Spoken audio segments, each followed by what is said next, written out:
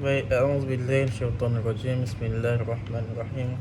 Assalamualaikum warahmatullahi wabarakatuh. Hari ini saya akan menerangkan tentang apa itu qiraat.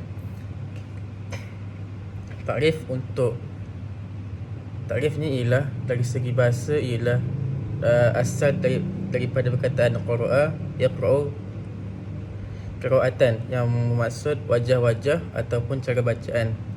Dari segi istilah pula ialah ilmu yang membahaskan mengenai cara-cara sebutan kalimah dan perselisihan bacaan Al-Quran dengan menyandarkan kepada imam-imam yang memindahkannya. Seperti yang kita tahu, Imam Warsh, Ibn Katsir, Imam Nafi' dan sebagainya. Okay.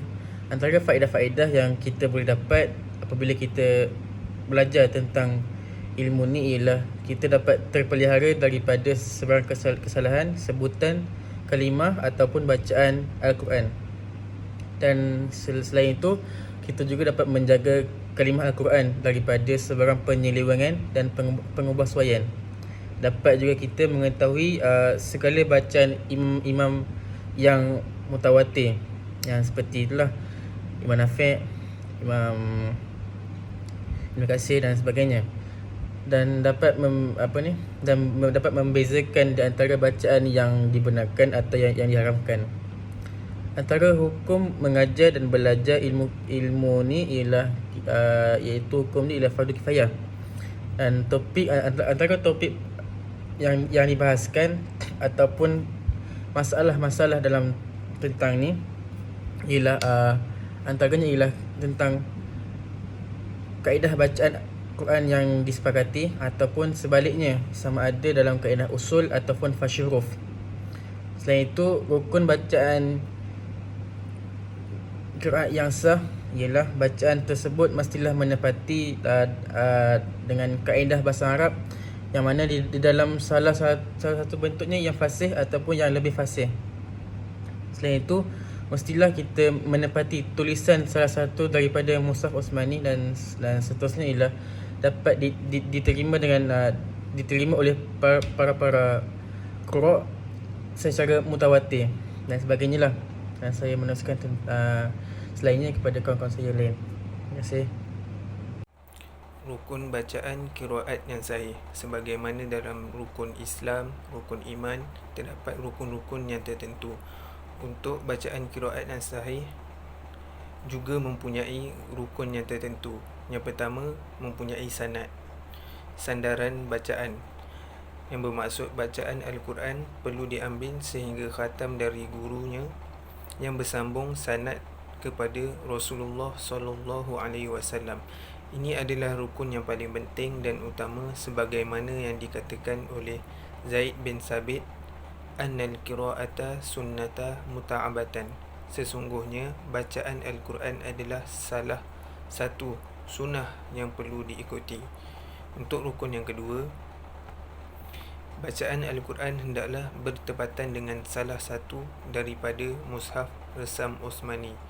Contoh bacaan Imam Ibn Katsir yang menambah kalimah min antara tajri dan tahtiha, serta huruf tak yang kedua pada kalimah tak dibaca kasrah, iaitu baris bawah menjadi tahtiha, dalam ayat 100 daripada surah At-Taubah. Ayatnya berbunyi, wa a'adda lahum jannatin tajri min tahtiha al-anharu khalidina fiha abada. Untuk rukun yang ketiga, bacaan Al-Quran hendaklah bertepatan dengan kaedah tata bahasa Arab. Contohnya, kita ambil bacaan Imam Ibnu Amir dalam surah Al-An'am ayat 137 yang berbunyi, wa kadzalika zuyyina likatsirin minal musyrikina qatlu auladahum. Itu contoh bacaan daripada Ibnu Amir. Kita masuk dengan kategori qiraat. Kategori qiraat mempunyai 5 jenis. Yang pertama, qiraat mutawatirah, iaitu yang disampaikan oleh sekelompok manusia, yang bermula dari awal sanad hingga akhir sanad, yang tidak mungkin bersepakat untuk membuat dusta. Untuk jenis qiraat yang kedua, qiraat masyurah, yang bermaksud yang memiliki sanad yang sahih tetapi tidak sampai kepada tahap mutawatir sesuai dengan kaedah bahasa Arab dan tulisan Mushaf Osmani. Ia masyhur di kalangan para qura'. Untuk jenis qiraat yang ketiga, qiraat ahadiyah, yang memiliki sanad yang sahih tetapi menyalahi tulisan Mushaf Osmani dan kaedah bahasa Arab. Ia tidak masyhur. Jenis yang keempat, qiraat syazah, yang tidak mutawatir dan menyalahi resam Osmani atau tiada sumber dalam bahasa Arab. Untuk yang kelima, qiraat mauduhah, bacaan yang palsu dan bukan daripada Rasulullah. Mana kata qiraat mauduhah tidak boleh dipakai, dan qiraat syazah juga tidak boleh dipakai kerana menyalahi tiada rukun-rukun bacaan qiraat yang sahih.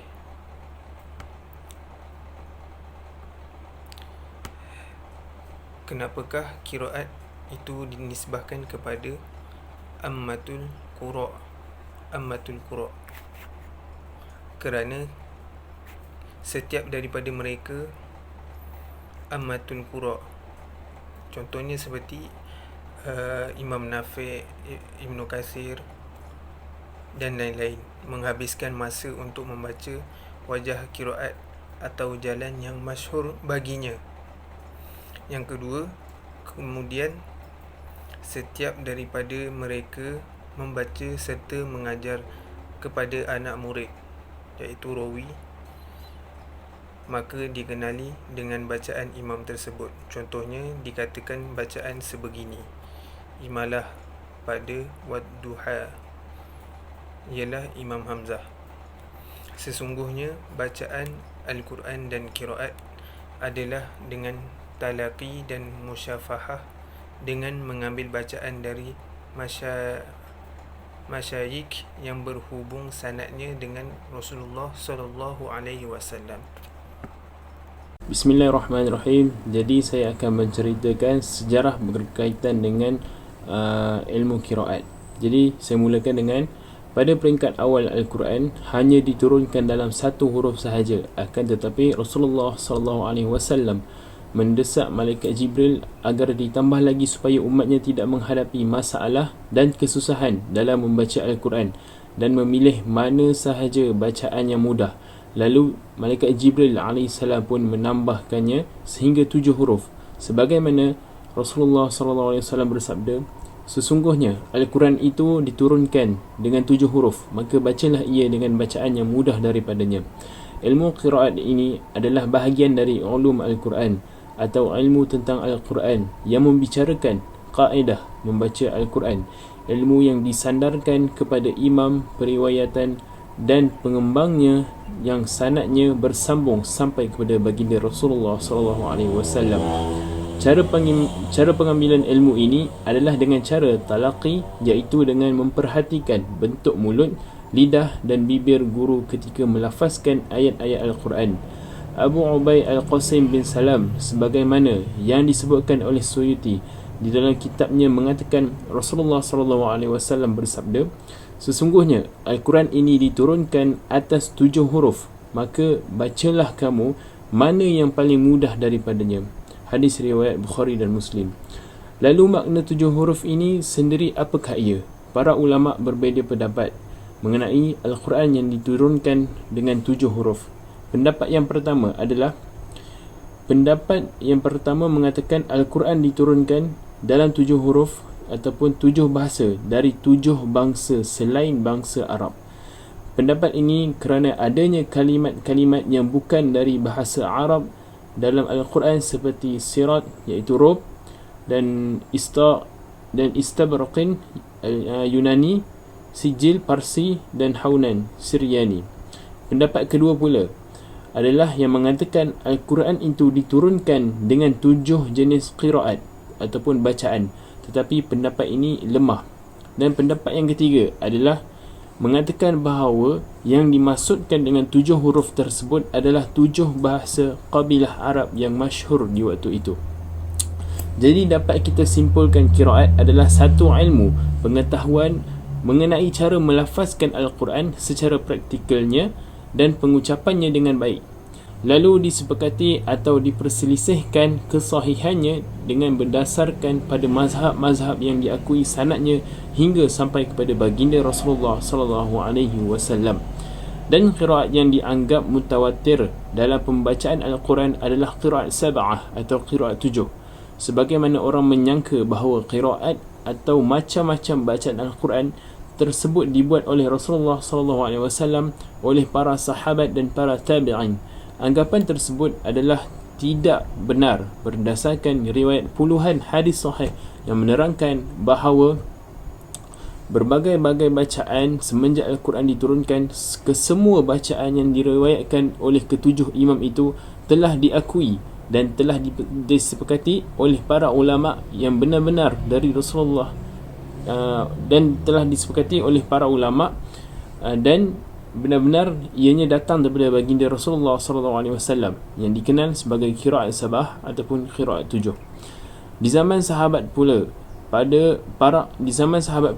para qari dan huffaz yang terkenal adalah Uthman bin Affan, Ali bin Abi Talib, Ubay bin Ka'ab, Zain bin Thabit, Ibnu Mas'ud, Abu Darda dan Abu Musa al-Ash'ari. Mereka lah yang dikirim oleh Khalifah Sayyidina Uthman bin Affan ke wilayah Islam bersama Mashaf Osmani yang telah disediakan dari hasil didikan para qari zaman sahabat. Muncullah pakar-pakar qiraat pada zaman generasi tabi'in dan sesudahnya berikut nama-nama para pakar qiraat dari generasi tabi'in di beberapa wilayah Islam di dunia, iaitu di Mekah kita dapati adalah qari-qari yang tinggal di Mekah, antaranya ialah Ubay bin Umair, Atta' Tawus, Mujahid, Ikrimah dan Abu Malikah. Dan ada lagi pada tempat-tempat yang lain seperti Baghdad dan selain.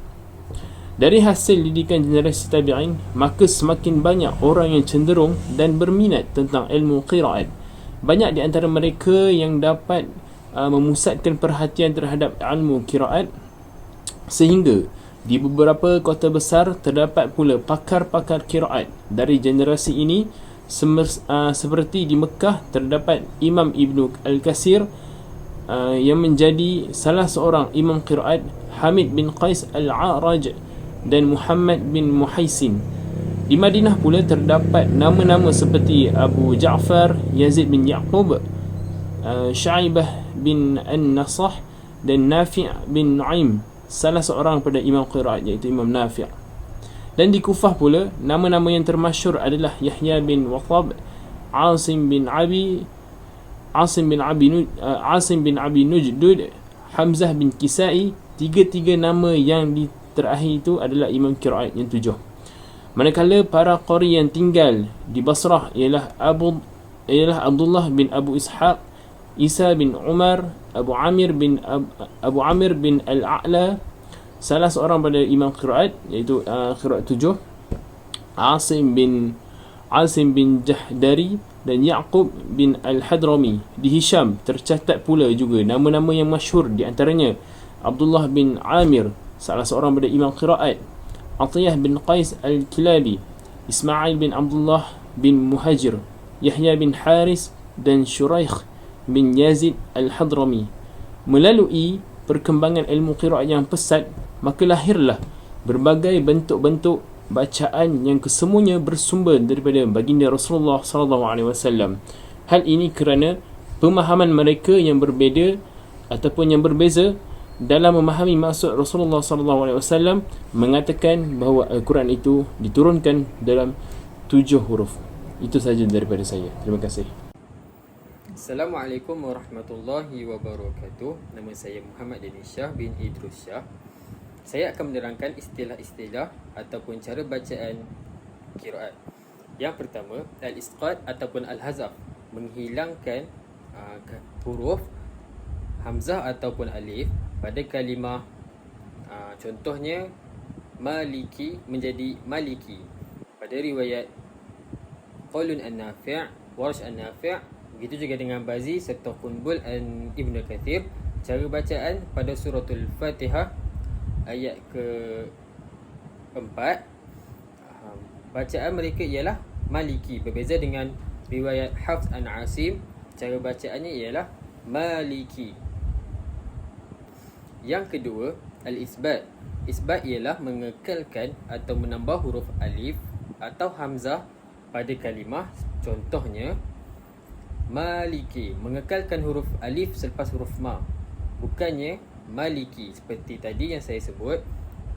Pada riwayat Hafs an Asim, cara bacaannya pada surah Al-Fatihah ialah maliki, bukan maliki seperti riwayat Qalun, Warash, Bazi dan juga Qunbul.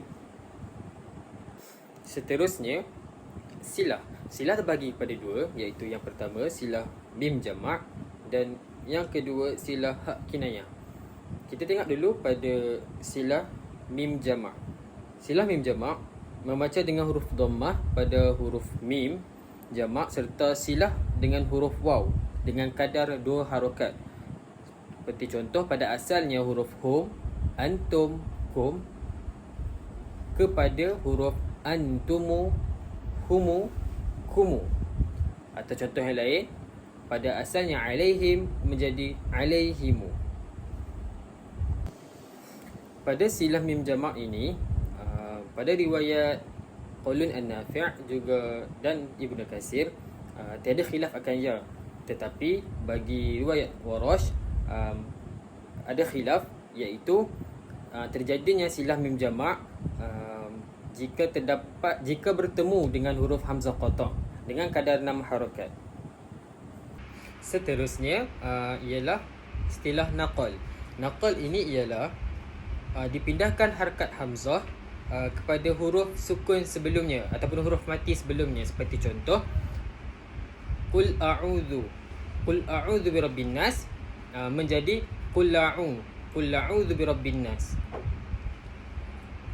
Okey, untuk bahagian kedua silah iaitu hak kinayah, ialah membaca hak dhamir muzakkar kemudian silah dengan huruf waw atau huruf ya dengan kadar 2 harakat.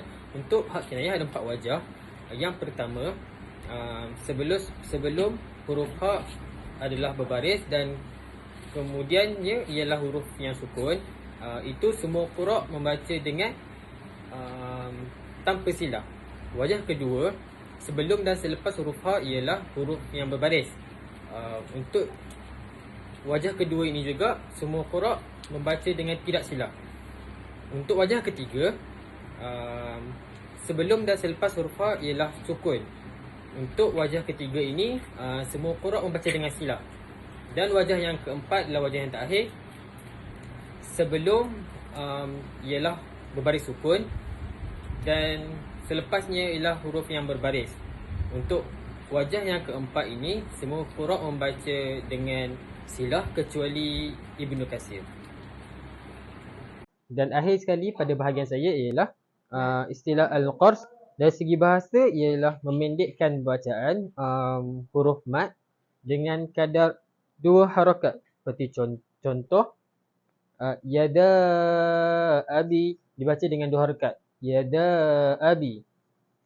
Untuk riwayat Qalun an-Nafi', majais dibaca dengan 2 harakat. Kemudian kita pergi kepada taqlil. Taqlil ialah dikenali sebagai imalah sughra, iaitu bunyi di antara fathah dan imalah. Seperti contoh aghna, ataupun dalam surah Wadduha dibaca dengan Wadduha. Untuk istilah ini digunakan pakai pada Imam Warsh an-Nafi'. Seterusnya ialah bab imalah. Imalah ni juga dikenali sebagai imalah kubra, iaitu sesuatu bunyi yang terhampir sekali dengan kasrah. Seperti contoh sayasla, ataupun selalu kita dengar wa qala irkabu fiha bismillahi majriha wa mursaha. Untuk istilah imalah ini, imalah kubra, dibaca oleh Imam Qalun, An-Nafi' dan Ibn Katsir. Contoh tasheh di sini yang boleh kita ambil adalah a'anzarutahum, daripada perkataan a'anzarutahum. Jadi kalau mengikut riwayat Qalun, dia akan baca dengan idgham dan juga tashil hamzah yang kedua. Jadi tashil ni kita bunyikan antara huruf hamzah dan juga huruf mad. Dia bunyi ringan. Contoh anzarutahum, anzarutahum. Itu bunyi tashil lah. Contoh bunyi tashil.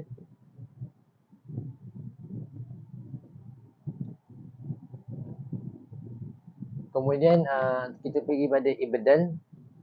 Ibdal ialah berlaku pada hamzah mufrad, iaitu hamzah yang tidak disertai oleh hamzah yang lain, iaitu diibdalkan, diganti huruf kepada huruf mad menurut harakat sebelumnya. Maksudnya ibdal ni kita gantikan satu huruf tu dengan huruf mad. Contohnya jika sebelumnya berbaris di atas, maka diibdalkan kepada huruf alif. Contoh makul. Makul, jadi kita gantikan hamzah tu kepada huruf pada huruf mad, iaitu alif, sebab dia berbaris atas sebelum dia. Jadi dia akan jadi makul. Okey, contoh yang kedua, jika sebelumnya berbaris di bawah, jadi ibdal ni kepada ya. Contoh bisa. Jadi hamzah tadi kita tukarkan kepada ya. Bisa. Itu. Dan yang terakhir, jika sebelumnya berbaris di depan, maka ibdalnya adalah dengan huruf waw. Contoh perkataan yu'minuna. Jadi hamzah tu ditukarkan kepada waw sebab sebelumnya ada berbaris berbaris depan, iaitu yu'minun. Jadi dia akan jadi yu'minuna. Seterusnya kita pergi kepada tarqiq ra. Apakah yang dimaksudkan dengan tarqiq ra? Tarqiq ra bermaksud membunyikan ra yang berbaris di hadapan atau ra yang berbaris di atas dengan nipis. Sama ada depan ataupun berbaris atas.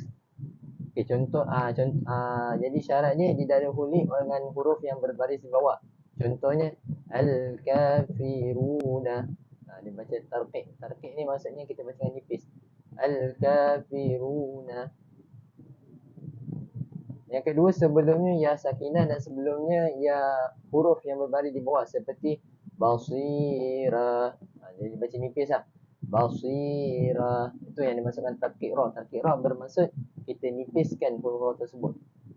Yang ketiga, sebelumnya ya sakinah dan sebelumnya huruf yang berbaris di atas, seperti ghairan ababil. Ghairan ababil. Macam tu. Itu contoh untuk tarqiq ra. Jadi seterusnya kita pergi kepada tafkhim ra. Masih lagi dalam perbahasan istilah-istilah qiraat. Jadi tafkhim ra dia bermaksud kita tebalkan ra. Macam tadi kita tarqiq ra. Tarqiq ra bermaksud kita nipiskan. Contohnya basira, kita tarqiq dia akan jadi basira. Tapi kalau tafkhim ra dia akan jadi tebal. Contohnya Rasulullah, Rasulullah. Jadi ra tu baca tebal, dia tak baca nipis, dia tak baca Rasulullah. Dia baca Rasulullah. Itu adalah tafkhim bagi ra. Seterusnya kita pergi kepada taghliz lam pula. Bab lam. Jadi apakah yang dimaksudkan dengan taghliz lam ni sebenarnya? Jadi taghliz lam ni bermaksud membaca lam yang berbaris di atas, sama ada bertasydid atau tidak, di hujung atau di tengah kalimah dengan tebal. Seperti sayasla. Asal ni kan baca sayasla, tapi dibaca dengan tebal sayasla. Dan juga contoh salatihim. Lam tersebut didahului oleh huruf sad dan za dan ta. Jadi 3 perkataan ni. Jadi 3 huruf, maaf.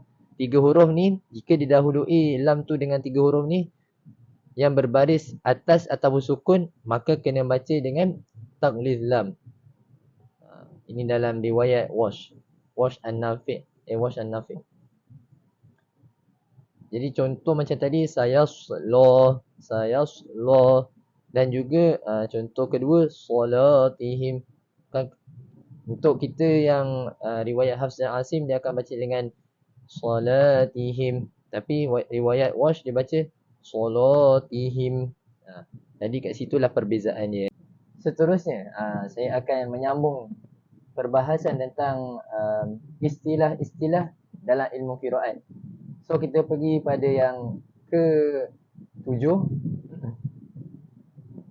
Maaf, kita pergi yang ke nombor 8, iaitu tawassut. Baik, apa maksud tawassut? Tawassut ni bermaksud dari segi bahasa dia bererti sederhana, iaitu membaca mad dengan kadar 4 harakat. Contoh pada mad al-muttasil, contoh seperti ja'a, dia akan baca 4 tawassut, 4 harakat, jadi ja'a. Itu maksudnya tawassut, maksudnya 4 harakat.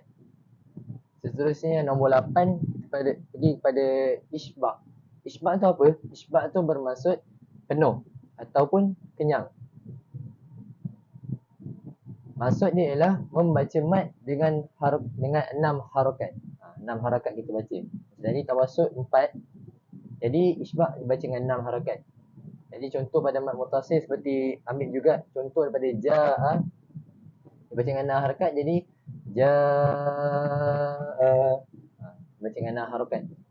Isbah. Seterusnya pergi kepada tashil pula. Tashil ni apa maksud dia? Iaitu menyebut bunyi di antara bunyi hamzah dan juga huruf mad. Contohnya contoh daripada perkataan ara'aita. Jadi contoh dia ketika berbaris di atas antara hamzah dan alif. Lepas tu ada ketika berbaris di bawah antara hamzah dan ya. Kemudian ketika berbaris di hadapan antara hamzah dan waw.